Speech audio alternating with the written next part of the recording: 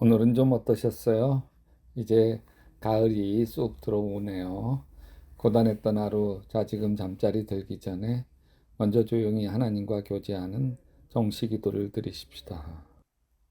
어릴 때부터 믿음이 좋았던 두 친구가 평생 독신으로 살겠다고 서원하고 수도사가 되었네요.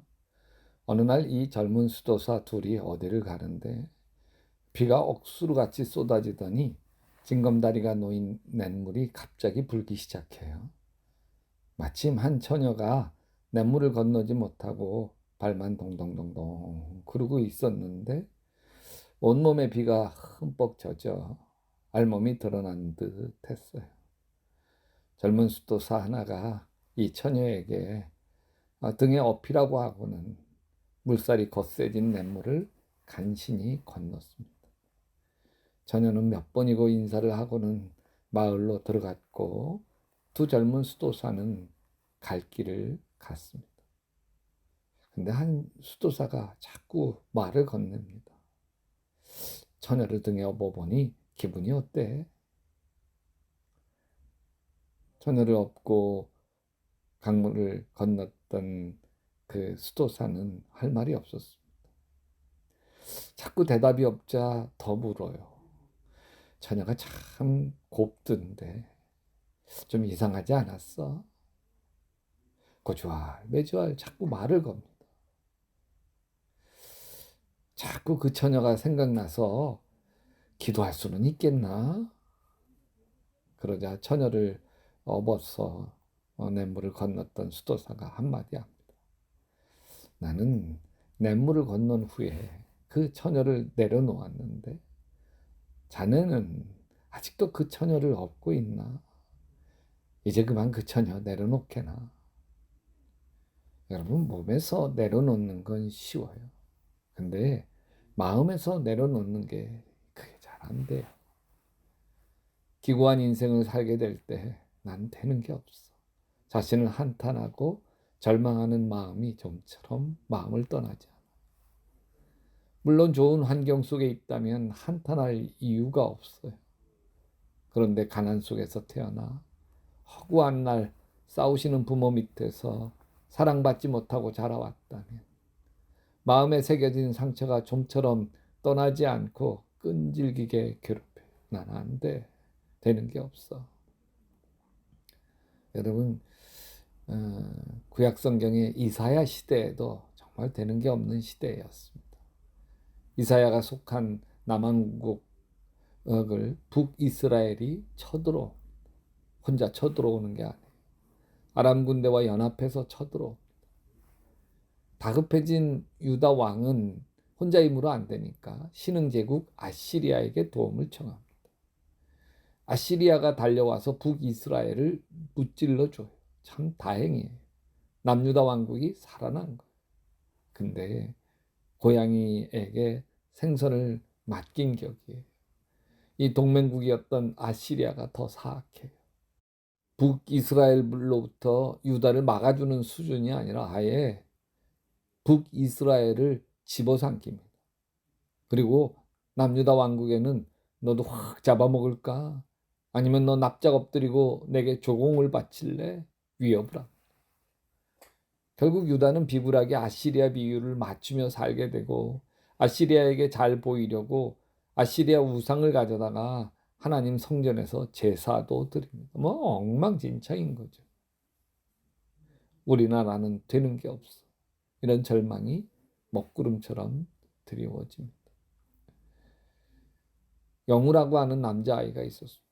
엄마, 아빠, 그리고 누나와 두 동생, 교회를 다니며 화목하게 살고 있었어요.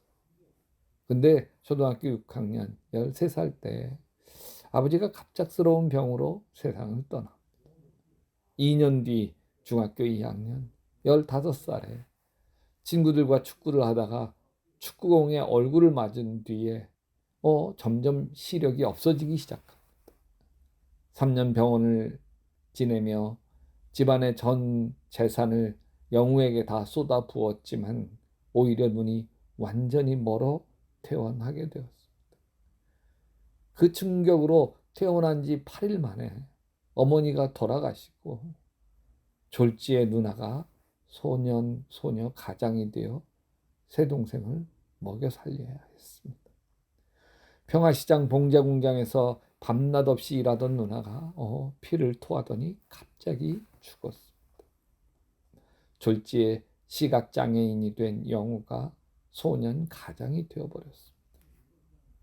그래서 동생 13살짜리는 철공소에 심부름하면서 밥이라도 얻어 먹으라고 보냈고, 막내 9살짜리는 해명보육원에 보냈습니다.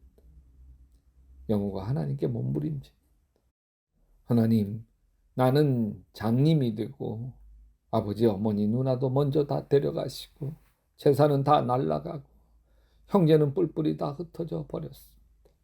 이런 저주가 어디 있습니까? 참 너무 심각한 불행이죠. 이럴 때 어떻게 해야 합니까? 이사야 43장 18절, 너희는 이전 일을 기억하지 말며 옛날 일을 생각하지 말라. 이미 지나간 거예요. 돌이킬 수 없는 거예요. 지난날 탓하고 후회해 봐야 더 힘들어집니다. 기구한 운명의 주인공 중에 하나가 야곱의 아들 요셉입니다. 아버지 사랑을 독차지할 때까지 인생은 꽃길이었습니다.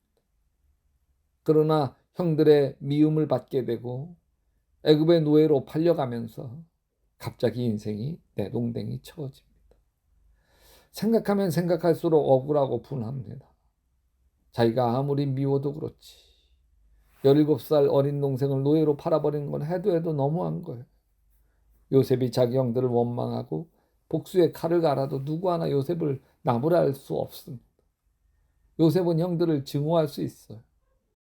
근데 만약 요셉이 형들을 증오했다면 그 증오는 형들을 파괴하기 전에 먼저 요셉을 철저하게 파괴멸시켜 버렸을 거예요. 나중에 총리 대신이 된 요셉이 장가들어 자식을 낳았어요. 처음 아들을 낳은 뒤에 이름을 지어줍니다. 창세기 41장 51절에 요셉이 그의 장남 이름을 므낫세라 하였으니 하나님이 내게 내 모든 고난과 내 아버지의 온 집 일을 잊어버리게 하셨다. 잊어버리게 하신 거예요. 주님이 오늘 정식기도 드리시는 우리에게 너 이전 일을 기억하지 마라. 옛날 일을 생각하지 마라. 과거의 불행과 어려움을 곱씹지 마라. 이제 내가 새 일을 행하리라. 내가 너를 도와주리라. 주님을 붙들게 도와주시옵소서. 원망하고 한탄하기보다 새 일을 행하실 주님께 엎드려 기도하게 도와주셔서 야베스처럼 그렇게 수고로 인하고 인생이 불행하지만 하나님 나로 환난을 벗어나 하나님 축복해달라고 매달릴 때 야곱의 인생이 존귀해진 것처럼 지금의 고난이 변하여 축복이 되게 하시옵소서. 예수님의 이름으로 기도합니다. 아멘. 여러분도 계속 기도하실 때에 여러분 신천지를 잘 대책해 나갈 수 있도록 송규희 목사를 위해서 특별히 기도해 주시기 바랍니다. 주님 품에서 예수님 꿈꾸시기